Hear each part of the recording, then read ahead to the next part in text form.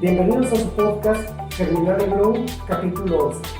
El día de hoy hablaremos sobre microorganismos y estrés vegetal. Para ello contamos con el apoyo de un gran invitado, experto en el tema, el maestro en ciencias, Juan Luis Marín León. Bienvenido. Hola Herbert, ¿cómo estás? Muy buenas tardes. Agradezco la invitación para poder estar el día de hoy aquí con ustedes.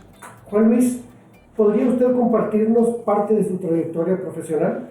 Sí, Herbert, te voy a platicar un poquito de mi trayectoria. En sí, pues no es a lo mejor tan larga, pero ya tenemos un poquito de recorrido. Quiero comentarte, yo soy ingeniero agrónomo por la Universidad Autónoma de Chapingo, especialista en parasitología agrícola. Tengo una maestría en protección vegetal de hortalizas y mi vida laboral ha sido enfocado en el ámbito de plagas y enfermedades. Un poquito el diagnóstico, un poquito la parte de control y el uso de algunos microorganismos benéficos o biológicos para el control o el combate de estos. Actualmente usted se desempeña en... Estoy trabajando ahorita para lo que es Comité Estatal de Sanidad Vegetal, para la parte de lo que es laboratorios. Ahí tenemos varios laboratorios. Ahorita el que nos trae aquí es el Laboratorio de Diagnóstico Fitosanitario. ¿Qué acciones realizan en el laboratorio de diagnóstico? Es una herramienta, Herbert, que nosotros empleamos básicamente para ayudar a los productores con el problema que tienen ellos en campo. Te pongo un ejemplo, si ellos tienen una plántula y ellos observan un síntoma, obviamente ellos van a querer saber qué síntoma es para poder hacer un control. Entonces nuestro trabajo es básicamente determinar cuál es el problema que está ocasionando esa mancha y con ellos hacer un control más efectivo, ya sea biológico o algo que se pueda ahí estar relacionado con el manejo integrado de plagas o enfermedades. En los años que usted lleva elaborando y conociendo el mundo de los microorganismos, en este caso patógenos, ¿cuál es la tendencia? Se ha ido incrementando, no ha sido una tendencia tan exacta. No te puedo decir, en este año hay más que el año pasado, o en esta temporada hay más que el año pasado, pero se ha ido incrementando. Más bien ha sido la resistencia o la tolerancia de este tipo de microorganismos al tipo de combate que estamos acostumbrados. Hablando de lo que es lo que es el manejo con plaguicidas, muchos de estos microorganismos ya los toleran o de alguna forma son resistentes. De ahí que es bien importante elegir bien la herramienta de control del microorganismo. ¿Algún patógeno que en lo particular pudiese referir usted en este caso? Vaya Herbert, hay infinidad de patógenos, infinidad de cultivos. Te pongo un ejemplo, cítricos, HLB, o lo que es el famoso Van Blombing. En su momento fue un boom, hoy sigue siendo un problema, sigue proliferando. Es una bacteria que obviamente no se puede combatir por no tener la estructura de una bacteria normal. Pues vaya, es un problema que hoy en día tiene ya, yo te puedo comentar, quizá de 2010 a la fecha y el manejo quizás sigue siendo el mismo. Algunos avances en cuanto a la variedades, ahí el mejoramiento genético de los cítricos, pero seguimos ahí batallando con ese tipo de problemas.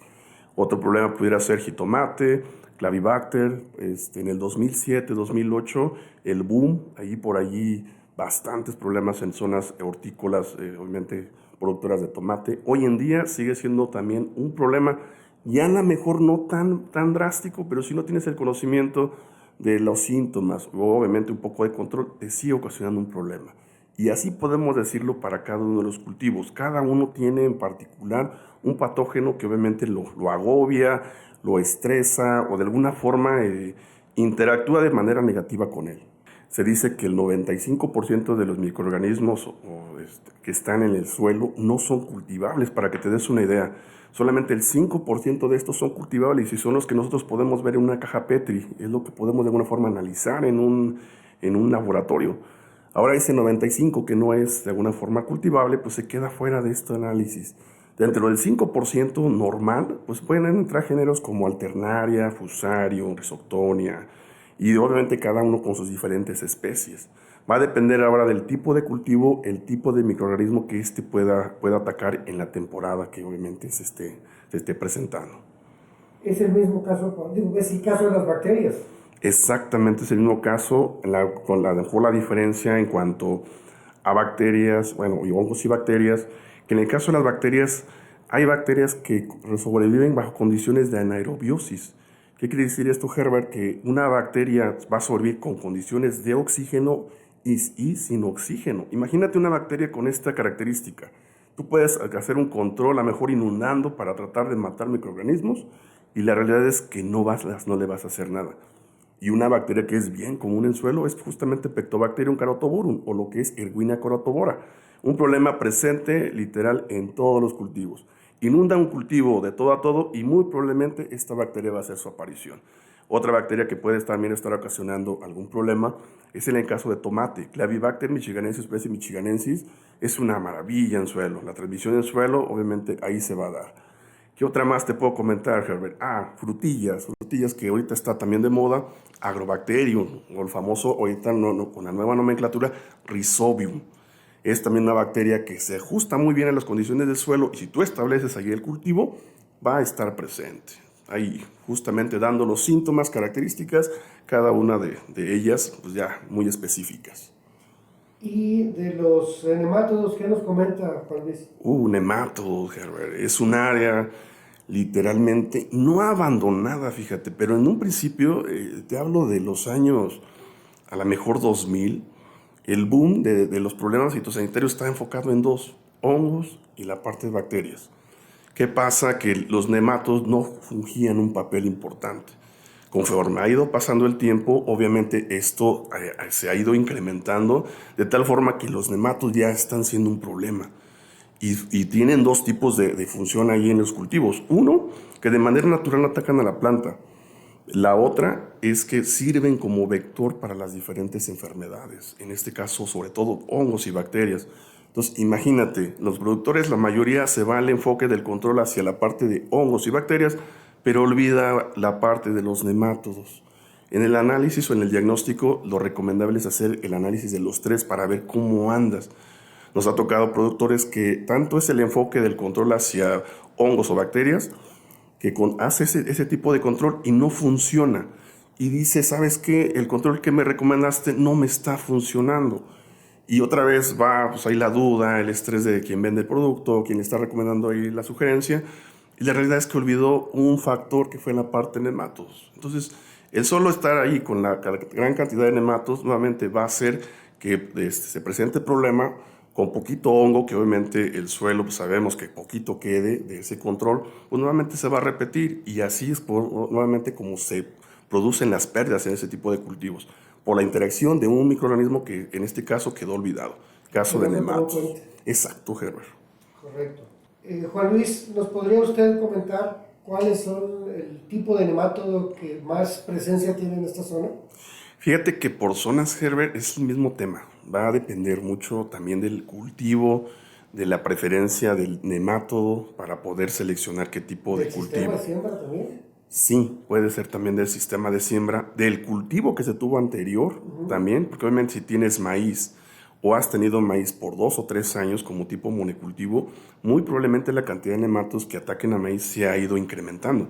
Entonces, en un cuarto o en un quinto ciclo, muy probablemente vas a tener ahí los síntomas, los característicos rodetes ahí ocasionados por nematodos. ¿Cuáles son los más importantes? Hay géneros como Paratylencus, Helicotylencus, Meloidogine, Ditilencus y otros más por mencionar, Herbert. Aquí lo importante no es tanto a lo mejor cómo puedes tú decir qué nematodo ataca al cultivo, sino decir que cada nemátodo ocasiona un problema diferente. Y te pongo un ejemplo, mira, nosotros cuando vamos a campo, o los agrónomos de forma general cuando vamos a campo, revisamos una planta, te pongo de tomate, y revisamos que tenga nodulaciones en raíz. Y si tiene nodulaciones, en automático decimos, esta planta tiene nemátodos. Sin importar el género. Exacto. Pero ¿qué pasa si no tiene nodulaciones, Herbert? Pues que obviamente puede estar atacado por un nemátodo que no cause ese síntoma. Así es. Es un síntoma. Entonces, ¿cuáles son los que causan nodulaciones? El caso, por ejemplo, de Nacobus, Meloidogine, son dos nematodos que ocasionan ese tipo de nodulaciones. ¿Cuáles no? Paratylencus, Helicotylencus, Criconemoides, nematodos que básicamente atacan a la raíz, la necrosan, se alimentan de ahí, pero no tienen ese síntoma.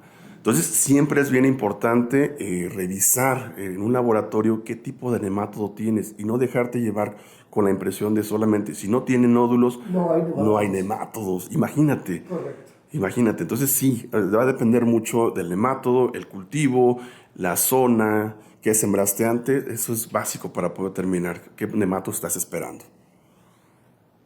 En los análisis que a través de los años usted ha realizado, el tema de los organismos benéficos, ¿qué nos comenta usted al respecto?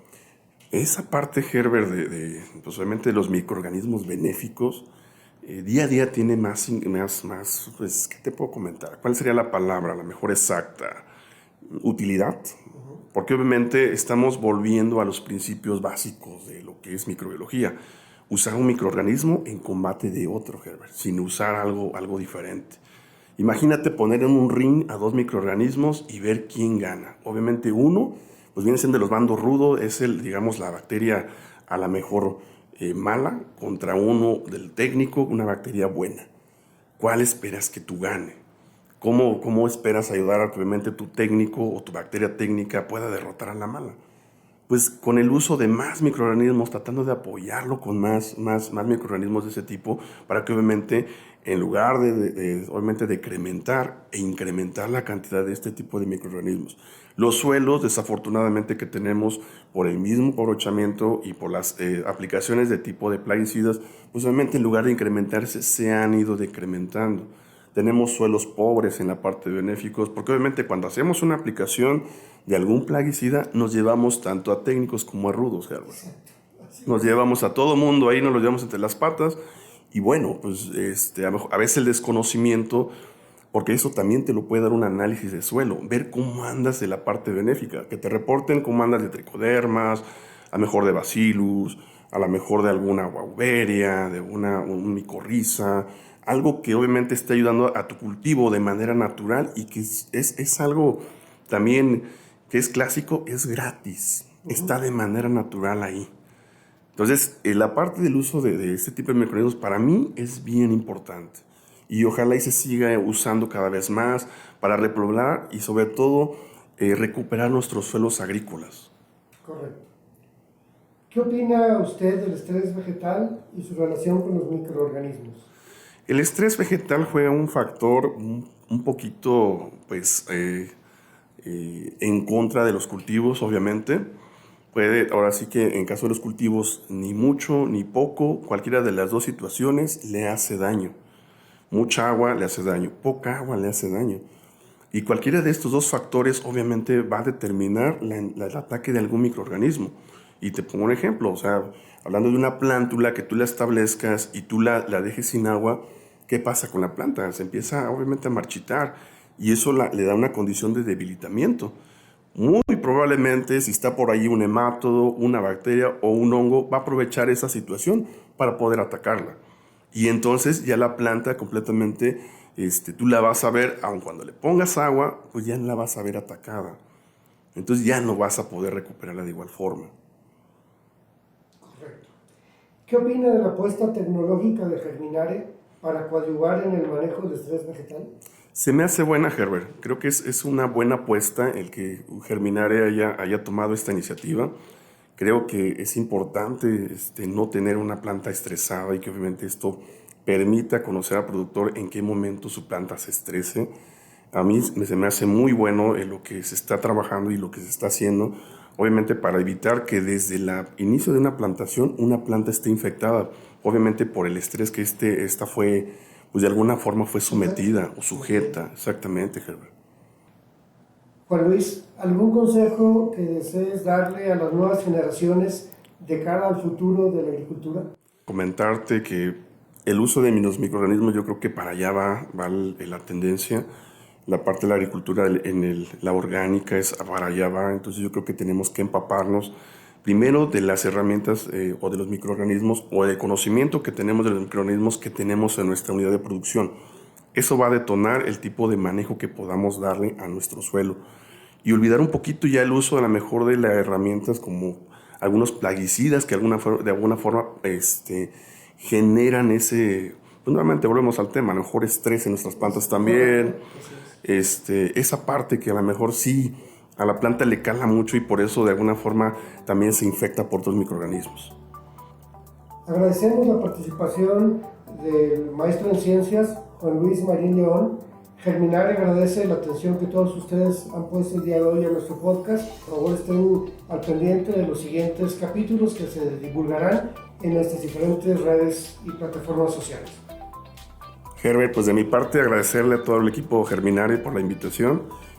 Cualquier duda, cualquier comentario adicional, estoy con todo gusto a la orden. Muchas gracias a todos por su atención y espero que esta información que les haya compartido les sirva un poquito, nada más. Seguramente así será, Juan Luis. Muchas gracias. Gracias a ustedes.